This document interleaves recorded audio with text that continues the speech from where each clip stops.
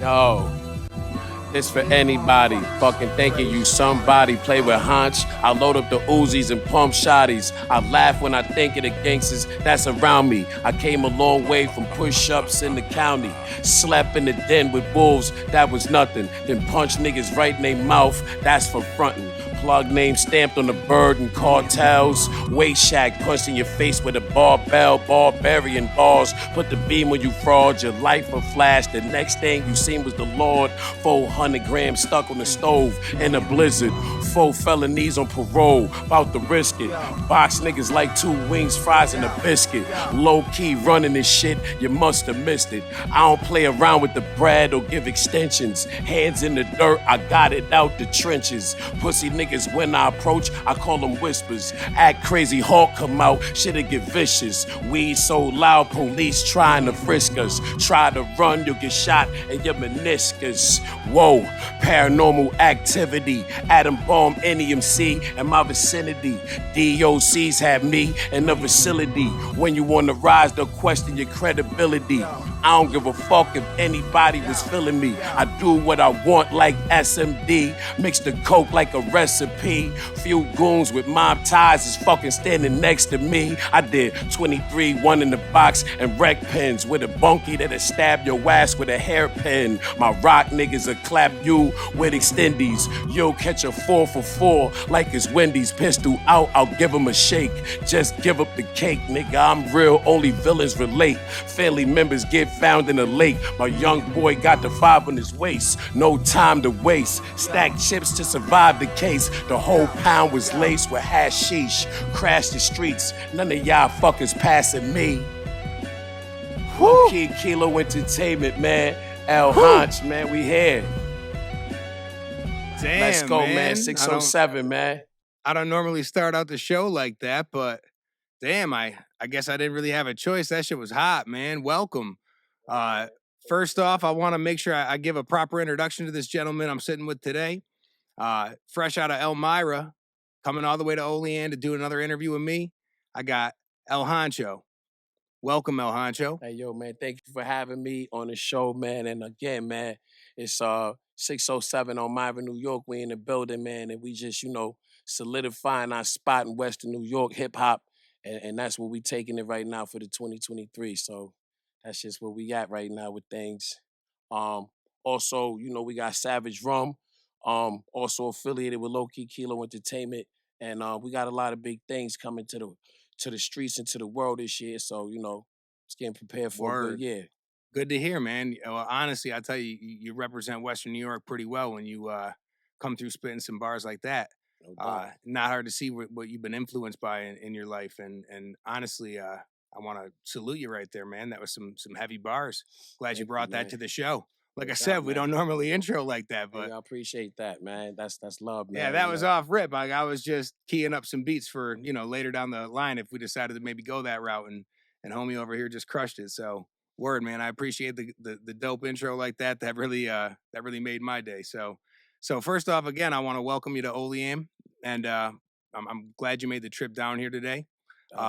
We'll talk about how we connected a little bit later in the interview, and the people that connected us as well. Right.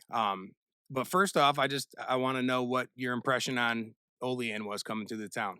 Well, it's similar in a lot of ways. A lot of the stores, a lot of the ways it looks, it's similar to Elmira. It gave me the upstate feel, so wasn't nothing that I wasn't really too much used to. But again, as I'm making my trek through Western New York, man, it's good to see the different places, man, and get in tune with what's going on outside of Elmira. Olean is also in Western New York, so it's just good to be able to see other things that's going on in other communities to kind of strengthen what's going on overall. So, right. So just talk into that mic a little bit more. Pause. You know what I'm saying? Yeah, and you don't have to be uncomfortable. You move it closer to you, okay, if you'd like. Yeah, just bring the mic closer. Yep, it'll come. Yep, all right there. Yeah, I had her perfect for you to do that freestyle and talk if you're right about there. So, all right, yeah. But that looks good. But again, so Elmira, huh? That's basically that's on the 90. You got that whole So you got the 90. Buffalo, Rochester, Syracuse, Elmira, right? That's basically the way it rolls. Pretty much. somewhere right in the middle, somewhere in the middle. Right, right. So we got bars off the I-90 coming through. That's a fact. Pleasure to have you as a guest. You already know. Um, so El Hancho, basically, how how did you how did you get into your music career, and who are you as an artist? As far as how would you define yourself? And honestly, the bars you just spit told me a lot about you. And again, I love what I heard, and basically, I just want to hear what you have to say about that and how you feel you are as an artist in this industry. Well, I appreciate you saying that where you think my lyrics was at. I definitely appreciate that, and I just feel like is my El Hancho is just a product of the streets and things that unfortunately I had to go through, but it kind of held me in a place where to grow from things that may be obstacles that don't always mean that is to define you, or things that you may go through your life define you. So that's kind of the pain and the wittyisms in my music comes from a lot of things that I went through in my life. So when you go through things, it kind of builds you up as a person and makes you stronger. So that's kind of how my lyrics came to be. I always loved hip hop, and growing up, many influences in hip hop. I would say, shoot, we could take it back to early Run DMC or things like that. Just seeing how the culture and just always being attracted to the culture of hip hop in general from being young, and seeing people like Houdini or Heavy D, and these people were people who I looked up as I grew in hip hop. And then when it came around my time, then it switched to like Wu Tang in the '90s and the Jay-Z. So these were the icons of hip hop that I was raised under. So, I grew to love the art. So I'm seeing what's around me, even though Elmira might not be, New York City or this, that, and the third, but there's still things that go on out there as well. So hearing this music and then seeing things translate through those lyrics in my town, or similar things happening, it's like, wow. So that's how I grew for the love of hip hop. Word. That's what's up, man. So some pretty heavy influences there, I'd say. Uh Dating back pretty far, that's a lot of different eras of hip hop as well, Which again, that's I guess how any art form is. It just progresses over time and it shapes with the culture of society and the people that are making and creating the art. But again, I can see those influences in the way you even deliver your bars and some of even the lyrics and the way the lyrics flow together, the rhyme scheme. So again, I think what I'm trying to say here is it appears you have some wisdom in the hip hop game, in the hip hop as far as music goes, and as far as lyricists in the past go. Absolutely. Um, and that appreciation, I guess, for seeing that many generations. Right. And yeah, it's just the art and the art of hip hop is what I'm drawn to, the lyrics and things like that, always through the years kind of built me as to who I wanted to be as an artist. I always used to hear these different witty ways that artists say things, and I was always attracted to that style of hip hop, Right. really saying things that I make you think about it a couple days later, like, yo, that's what he said back then. So I was always attracted to that element of hip hop, at the same time transitioning into the streets, growing up as a teenager and seeing different things from those ends. And then, I think uh, maybe the biggest influence I would say would be like Wu Tang. I guess maybe like, I don't know, that Wu Tang Forever album sticks out in my life, Hmm. just in general. I Yeah. just believe that album was just at that particular time in my life I was at. I was young. I was growing up. I remember skipping school to get that album. Like that was an important double CD. Like that was everything at that particular time. It had like little cars. It was like superhero cars like within the CD. I remember that whole thing. So that whole element of hip hop kind of was something that I was like, yeah, I want to do that when I get older. When I'm in position, this is the same story that I wanted to tell. So That's dope. Yeah. Word. So I feel like our bodies naturally like associate music with time eras in our life, and that's why music is kind of timeless too because it carries on for ages. If you can make an impact like someone like Wu Tang, for example. Um, when you look at yourself as an artist, like what type of people would you want to see that look up to you, and how would you feel like you would empower your fan base?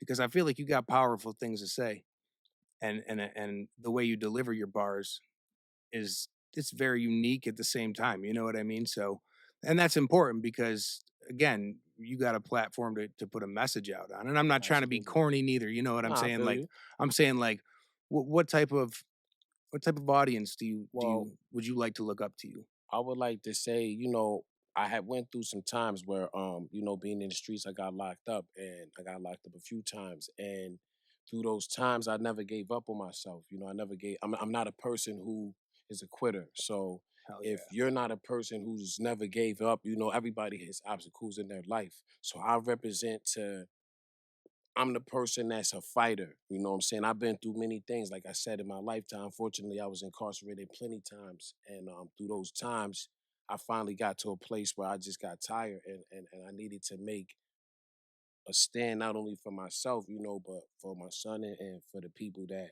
love me most. So I'm grateful that, you know, even at the time of me being locked up, who wants to be locked up? But at that, in those places is where I kind of refined myself as an artist because I had a lot of downtime to really focus on it, and I began to get a little bit more serious about it.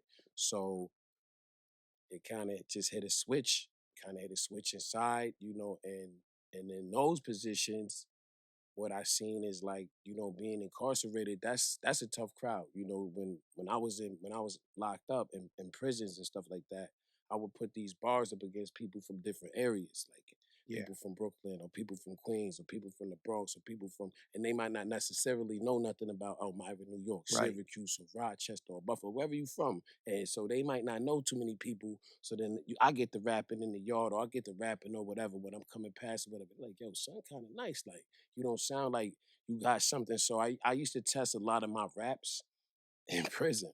That's kind of really what Right. happened. That's like the toughest crowd. That's the Right. crowd that's gonna tell you if you good or you bad. If you can impress upon people that's in prison and Right. make them say, "Oh, nah, that's all right," then you may have something because that's the toughest crowd of people. Nobody ain't trying to hear nothing, but so that kind of kept me continuing on and wanting to pursue my dreams, and then just carrying that as I transition from coming home. So So it sounds like incarceration shaped a huge part of your music today. I mean, it had to if that's what kept maybe that kept you going in prison too. I mean, to have that motivation to, you know, not necessarily outdo other people, but to shine. You know what I'm saying? And a fighter doesn't always necessarily want to shine, but a fighter wants to be recognized as a fighter, you know? absolutely, And it's not that we would say that, but in our subconscious, we know that we're fighting back with a chip on our shoulder. right, And we want people to recognize that. Like, absolutely, y'all didn't think I was gonna do shit. Here right, I am doing what I need to fucking do. absolutely. So I want to talk about your incarceration if you're okay with that. And we can go as far into detail as you want about it or not, you know, but I just wanna I'm curious to hear that because it sounds like it really shaped your artistry today. Well, yes, I was incarcerated. I caught some cases in Elmira, and basically, when you get locked up in your county jail, kind of doesn't really. Well, I would say the Chemung County Jail. That's Elmira. I don't think that county jail prepares you for what you'll see when you finally get upstate. So, being in the county never really prepared me for what I would see when I came upstate. Like you hear stories from people Right. who never went through it, and then when you go through it, it's like, yo, this is real.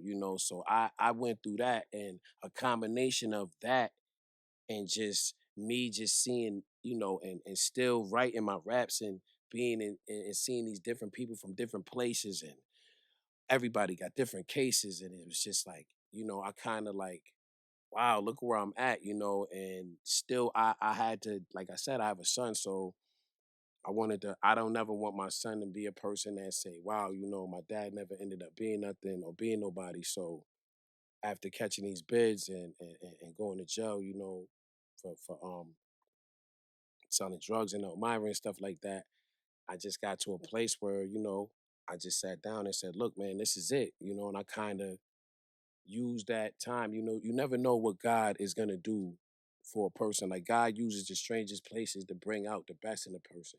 Agreed. And I would say at the time, like I said, nobody wants to go to prison. Nobody wants to go through that. But I think a lot of those experiences, harsh times, kind of shaped me into the man that I am today. Like I have much better respect for a lot of different things, and I don't see things the way I did when I was younger. So I think that in those positions, it taught me to be more grateful for things and Right. to strive to be more, and to don't let those times and those decisions that you made define you. So that's kind Di- of where I'm stepping. Diamonds aren't molded under easy conditions. Right, Right? Think right, about that. right. Diamonds come from pressure, No doubt. and that's the most precious stone. Absolutely. So I feel like if and there's obviously you don't want to go to prison, but again, if you can take a negative environment, flip that around like you have and like you're Right, trying to do, right, that's that's what matters. Like even that is against statistics. Think right. about it, and Absolutely. that's it. Like don't be a statistic. Fuck that shit. You're way better than that. Right. Like there's other routes. You know what I mean? And like we're older. You know what I mean? We saw that age probably right when you what year did you catch your bids? Well, Your first bid. 2005. So damn, right there, right at the end of the glory years. You know what I Right, mean? And then the right. digital age hit. And that's a problem. You know what I mean? Like Hmm. the old way of things were, I Yeah. grew up on Dipset and Locks and Mob Deep and Right. all that stuff too. So like I remember I was so young listening to this stuff and I'm in this area, Yeah. right? I didn't know what no brick was. Okay. I looked that shit up on the internet, right? Yeah. Eventually, and me and my little sister, I'm like, I think they're talking about selling cocaine, it Yeah, yeah, seems yeah, like. yeah, And yeah. like it didn't even process with me, but I fucked Right, with the music so much. And then right, I found out what it meant, and I was like, right. damn, Yeah, okay, I get it now. yeah, Word. Like, yeah. it's just that shelteredness and not knowing what you don't know, Right, you know, think how much you experienced there that no one is ever gonna be able to make it through. right, right. Just makes you a better person. And I can't relate to prison, you know what I'm saying? But I would say the proper term I would like to use. I didn't mean to cut you, but no, I you would I did it. would You're say good. I would say the proper word to use is battle tested. I feel in a lot of aspects of life I'm battle tested. Like there's not really too much out here that not really that surprises me, but I've seen things from so many different angles and been around so many different people because you come from you have a lot of different cultures that are in Right. prison and you live around and amongst these people for a long time, and you get to see how things are. So I mean, in a lot of ways, those shaped me to who I am, and I'm just I'm blessed to be able to say that was who I am today, but a lot of that shaped me to where I'm going in the future. Right, right. And again, the pain is what brings out the real good content, in my opinion. And not just content, but music, whatever art you're pouring that pain into is how you make that art No doubt. dope and mean something, right? It's meaningful. Right.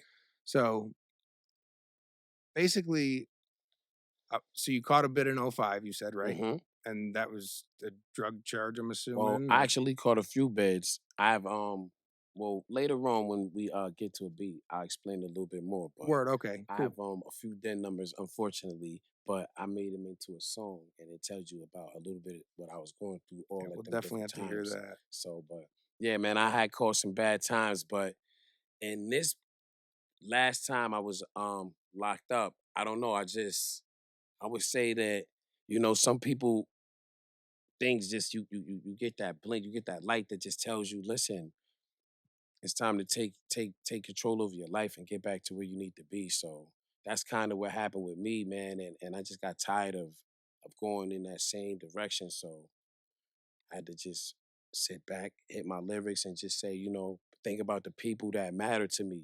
Think about the people who's counting on me to be everything I could be when I come home, and that matters the most. Right. And stop being selfish for things. And I put a lot of things in perspective, man. So Do I'm you just think that got you through those years too, as another thing? In addition to your music, obviously. absolutely, man. Well, obviously you can get into a lot of things anywhere, but I there's a just lot of don't feel like a things. lot of people are able to process what you just said, that are in the system, or maybe they can process it and can't correct it, but to come to that realization again is something that happened that it had to happen within the bid, Yes, right? And that's your absolutely. reality check. brings you back to reality. Oh, I got a family. I got shit to lose, right? Absolutely. Not only my time, but things that actually mean even more than that to me, Right. sentimental to my family. So again, coming to that realization is not something that a lot of people that go through the prison system can do, unfortunately. And that's why the recidivism rate is so high. And a lot of it's bullshit laws and shit like that too. And Hmm. I'm glad that certain things are being less, less penalizing.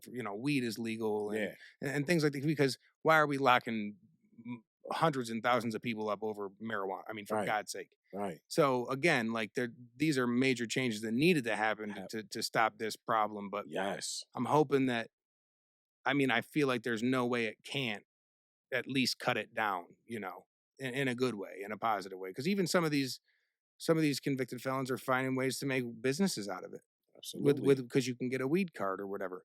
Right. So again, like now the odds are starting to go. There's even more resources and more reasons to not, not stay in that lifestyle, man. Right. If you don't do the same shit over and over and expect a different result, Absolutely. right? So I'm kind of, and just to piggyback off what you're saying, man. Just I want to be one of these people who, things changed in society, and I want to add on, my low key kilo touch, man, and just what I feel like I could bring to the game, man. So it's about hard work, man, and a lot of my raps that I wrote, man. It's just and how I feel about my brand, man. I want to give it to the world, so I just feel blessed, man. That's really good to hear, man. You deserve to be blessed. Again, you've gone through hard times and you've figured a way to make them positive. That's huge. So let's talk about low key kilo. Like that is that your brand? Low Um, key kilo entertainment. well, yeah, low key kilo, and it's funny because I kind of just it just ro- I just roll with it. I liked it. One day I just said it, and I kept saying, I'm It's like, yo, something that low you key. made up, Yeah, I actually just made it up. I was so one day I was I'm like, damn, I gotta have to have a label. I have to have something that people are gonna follow. So I'm like, well, what is something that's about me? So I was involved in a few things. So I'm like, low key kilo, and I was just throwing it around like low key kilo, and I liked it. I'm like, I don't know, I just like it. right? And then I went back, so I'm starting to write it down, look at it. I said, oh no, I like this low key kilo. This, and when anything you create, you kind of don't want to. You're like, hold up, don't be looking. What you looking at? So you don't want people to Right. see what you got, No one So observing you. yeah, and I kind of like, as I built it, I started to add a sound to it, add different things that I went through in my life to it, a lot of the my experiences to it, and it just comes out naturally, man. The lyrics, man, and just what I want to say. So that's kind of how that it's just something that I said that I kind of built into myself into a brand. And now, I throw up the L. That ain't got nothing to do with nothing, but it's El Honcho. I'm from Elmira, New York. So if you see me throw Word. the L, I'm from Elmira, New York. This is low key kilo. Ain't nothing extra. I want to clarify that first. So before people think that it means Don't anything trip. else, it means I'm from Elmira, low key kilo entertainment, and and we taking it far and beyond. So That's definitely needed to be said too. You gotta yeah. you gotta make. There's a lot of haters out Yeah, yeah, there. yeah. I wanted to clarify that, you got A lot of this ways to. person and that person. Listen, man, my name is El Honcho L, and my name stands for I'm from Elmira, New York. Honcho is just who I am. I'm a honcho, so that's just who that is. You know what I'm saying? So is So that how you developed the name El yeah, Honcho? Let's yeah. let That's let's that's elaborate on that. That's important to me because yeah, I'm from Elmira, New York, so it has nothing to do with anything other than that. I just said L, which is a representation of where I'm from, and then honcho, because that's what I am. I'm a honcho. I feel as if I'm in a bossy mind state. I have a boss mentality, so that's kind of how that derived. But um definitely, definitely. So what do you think gives you that boss mentality? Just to trying to get to know you, and I want to know uh, well, how do you apply that boss mentality to what you're doing now? um I'm a Like you would be person. a boss in the streets back in the day, and I should have elaborated on that a little better. I No, apologize. I would just say my mentality as far as my mindset, you know what I'm saying? I'm a boss. I have a boss mindset. I move to my own beat. I move to my own drum. I have things have to be in time in tune with how I want my sound to be. So, as far as how it flows with being a boss, I'm just like I don't know. My sound is just I have a bossy sound. You know what I'm saying? My sound is just has a boss mentality. You know what I'm saying? So The it just lyrics comes even, out the yeah, lyrics, man. I right. just my mindset and who I am as far as my sound goes. You know, so it's just it's it has more to do with just the repetition, the work, and just the work ethic and the experience combined. You know what I'm saying? To be a survivor. You know what I'm saying? I'm someone who went through uh, these experiences and survived through a lot of harsh things that a lot of people couldn't survive through. You know what I'm saying? Without turning it to being this or without being this or relinquishing anything. It takes a strong person to stand firm on you, not turn to nobody or nothing and stand on your own and be who you need to be. So if there's people like that that are uh steadfast people who get things done and be on their mindset, then they're gonna love my type of music and my type of sound. Right. So It's empowering. It's that's why I feel like that's why I love music. It just yeah, it empowers you. When you got bars that are empowering, it might be helping someone that day going through a hard time, you right. know? That's how you inspire people.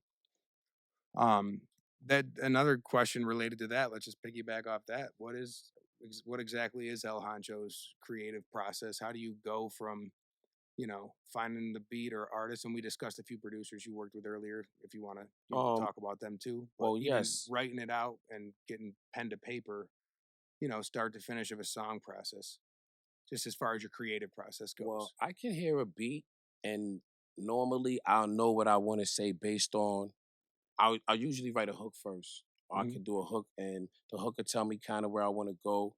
Or, maybe a song or maybe something that somebody a lot of my lyrics come from things that's going on or something that my man may be going through or something that we all may be going through in real life. And then I could translate that within, into song form. So um that's kind of how I that's kind of how I process my lyrics and how I process songs and go through doing it like that. Word, that's dope. That's dope. Um, how many songs would you say you've put together? When did you exit prison? Well, I came home. I've been home through the blessings for a year and about 2 months. I came home October 21st, 2021. Um, I started my bid, obviously, well, in Chemung County Jail to Elmira. Then I did a portion of my time in Attica. Then I went on the transfer to Wyoming, and then I got the the opportunity to finish my last part from shot camp. So I think Mhm. that last part of me getting that last discipline coming from these harsh prisons Right. and then getting that Not as last comfortable of not that not prison's comfortable, but shock is a lot yeah, less shock comfortable. was more and I'm glad you asked me that question because I didn't want to leave that out, man. That part of my bid actually shaped my discipline that I have as far as attacking anything that I want to do with my brand and everything that's going on, man. That discipline from shot camp and waking up early and just getting on the go and wanting Mhm. to be a person that gets things done and setting goals to get done for the day. I think that kind of like set the tone for everything that I'm doing now.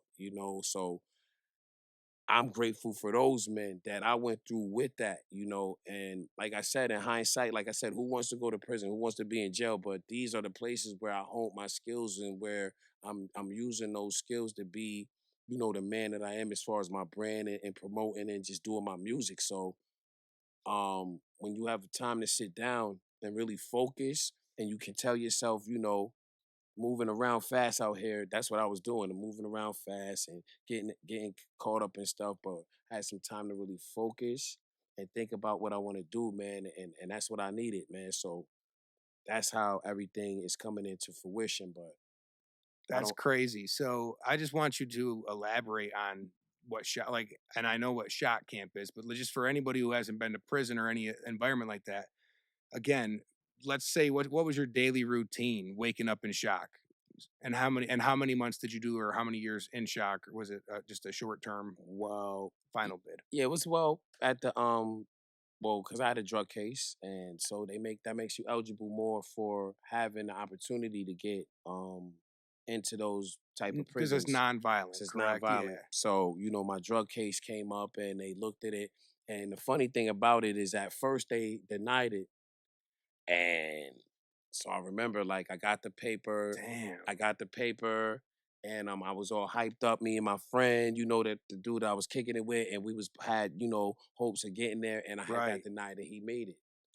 And I wasn't Ah. hating on him or nothing. I was like, yo, that was my boy. No, I'm of like, yo, course. son, you did that. You know what I mean? You got kids and all that. And he's like, damn, bro, I feel kind of messed up and stuff like that. But then COVID and all these different things started to happen. Right. So they needed different space and this and that happened. And so they wrote me back maybe about a month and a half later. I remember because I was, it's fucked up. I gotta say this, but um I said, well, fuck, I'm going to jail now. I said, forget it. Now I'm going to just set my mind back on jail, get my rhymes in, and get back on my mindset back on being in jail and not so much as hope is thinking that I'm You going to. accepted it. I accepted it. Having that hope sometimes is so annoying. Yes, It's man. hard to live your life like that. And then to prepare my son and to prepare my family and re-prepare him again. So I had to go through that whole process, like, yo, daddy's not coming home, or your son, mom, I ain't coming home and stuff. And then to have a letter come and say, oh, well, the considerations is saying that now you can get back into, shot camp if you want to sign up. And I'm like, oh, and I couldn't believe it. I'm like, oh, they want me. So I signed up and they hit me back and they said, "Look, you'll be out of the jail in so much days." And so the guy that did get accepted and I got denied, we both actually got on the same day. We left on the same bus, and I went to Lakeview. And the difference is just discipline. It's just like I don't know, boot camp style. Of course. They kind of wake you up, whistles, stuff like More that, military military brand style. stuff. Yeah. But at that point in my bid, I had I don't know, close to like 40 some months in 40, just over 40 months in, yeah. And I was like, I'm trying to get out of here. I gotta get out of here. I don't care what they talking about. I'm rolling, crab crawling in the rain, whatever they gonna say to do. You know what I'm saying? And I kind of had set that in my mind because I knew what I wanted to do with Right. the music. However, I was working on that. So this was a kind of way to get my body in shape, Dude. kind of get my mind in shape, and forget what they talking about. I got to do things that I need to do, and it's not really. I would Lakeview's probably not too far from him now. Lakeview, New Yeah, York, is Lakeview. it? Yeah, I was in Up by Lakeview shop. Chautauqua County, right? Yeah, I was out that way, and I made it home on time and stuff like that. And in 6 months, well, it was really 8 months because I had to wait like 2 months to get To in the get actual in, yeah. platoon. So I actually came home from that, and it was just, I carried over that discipline. I carried over that. That let's go, don't give up, let's keep moving. I kind of kept that going, and people was out here looking at me like, yo, something wrong with him, or maybe he this, or maybe he that. And at first I'm kind of taking to it like, man, but you can't let that rent too much space. You got to keep Right. going. You don't know what I'm trying to do. I got Right. things to do. Right. So I kept that mindset like, listen, people gonna say things or things is gonna happen or this may happen. I gotta still chase my goals. I gotta still pursue what I'm doing. I'm not gonna Yep. let you or this or you tell me what I can or can't do when I know that I achieved this and I know the capabilities that I have. So that kind of like I wasn't I'm grateful for that discipline, that You're a last minute fighter. discipline. Yeah, man. Think about what you said earlier. You're a fighter. That's Yeah, why you man. went. You went to shot camp with a chip on your shoulder. Yeah, man. That's the worst thing they could do for you. You're gonna prove them wrong. Simple as that. And you know what else I want to add to it? And another thing that was kind of something that helped me because I had bids. So I was the guy that was in shock, like, oh, well, what are you gonna do when you get back out? You did this before. You're just, you're playing around with this Right. program. Listen, you can't make no one feel how you feel. You're not gonna know what it took for me to get to where I needed to be or what I actually went through in my life that changed my course of life. So I know what it was. Right. Like I said, I have a son, so missing his life and things in his life. And it's not fair to him. That's not fair to my son. So I put that in my heart. And that was part of the reason why, I moved forward the way I did coming home. And so that's been my push to doing everything I'm doing. That's dope, man. That's inspiring to hear that. Seriously. I mean, to say shot camp like molded you to come out as a more disciplined individual because That's what it takes to stay out of jail is discipline, Right. right? Right. Not just knowing there's other options and that you can pursue those, man. You can do anything you want. Just gotta No. pay taxes on it. That's all they give a fuck about. You know what Right. I mean? Like Right. so many business models you could start. Absolutely. It's just when you get that knowledge, that's a whole different level of power you just gained in your own mental mind too, knowing that you have that other option. You know, Right. it makes it. I can't say it makes it easier because I don't have drug cases and I don't have bids to talk about. But at the Right. same time, it's got to make it easier to stay out or to hopefully make the right decision when you got people like you got a good team behind you from everyone, and I've met a few of them so far, you know, and Yeah. and everyone behind you seems to be extremely supportive of you in a healthy way, you know, Mhm. not an enabling way. Like they support your music career, they support your brand. It looks like you're in Florida quite a bit, right? Yeah. Yeah. Shooting down there with them, Yeah. I've like been out there a little bit. right. I mean, again, it takes a lot to get someone to believe in a person. You know what I mean? Mhm. And you're very blessed just to have come out disciplined enough to regain, or I don't know if these are rekindled relationships either, but to have these people that actually support you because that's another accountability factor. You know, Right. you can't make bread and pursue your career and cop the Lambos if you're in prison. You know what That's I mean? right. That's You might right, be able to man. cop them, but you can't drive them. Can't drive them. Absolutely. So just reiterate the year you said you came home. You said Yeah, I 2016 or just came. 15? No, I came home. On this previous bid, I came home 2021, Okay, October, gotcha. and And that was a 40-month bid, you said? nah, I did 50 months. It was total 50 months total on that particular bid, and like I said, I got sentenced to 6, and they sent me. So my mindset was, oh, I'm gonna go to this medium. No, no, no. They sent me to Attica, and I want to just mention that real quick. Please do. I wanna hear if you're okay talking about it, I wanna hear everywhere you went at. I wanna I We're wanna I wanna bidding I that. wanna mention that real quick. Yeah, I was in Attica and I remember leaving reception and people talking about how it's gonna be this, that, and the third. And I had never they call it behind the wall. I never been to that element of prison where it's like a max prison, people that got murders, everybody. So when I got in there, that kind of put me in a mindset that also kind of helped me too. Like, maybe stop joking around so much because life is real. These are men that unfortunately, a lot of them may not have the chance to come home again. And that's just a gut wrenching thing, just seeing those type of men. Excuse me. Do you need a drink? Do Um, you want me to get a couple? I can grab some water for you right now yes, too. please. Absolutely. So let's get back into it. And Yeah. and basically, I want to hear about when you came home, your last bid, you came home in 2021, correct? Yeah, I just came home in 2021. And that was from That was from a 17 case. okay, I a caught in 2000, 2017 case. 2017 case that I caught while I was on parole in Elmira. I basically got caught up in raid or whatever. So Okay, I went to gotcha. prison, parole, whatever. So everybody's in the county. I'm stressed out. This is my 4th bid. All drugs. And so this is looking bad. I'm hurt. You know what I'm saying? I promised my son that I wasn't gonna go down this road. Things wasn't looking the way they were supposed to be looking. Whatever the case may be, I decided to do whatever. So, now I'm paying the consequence. So now I'm going through the Elmira stuff again. I'm going through the reception stuff again. So how crazy do I feel? Again, I'm back in because they got Elmira reception. That's in the center of Elmira, New York. So I'm in the hometown in the prison in my hometown.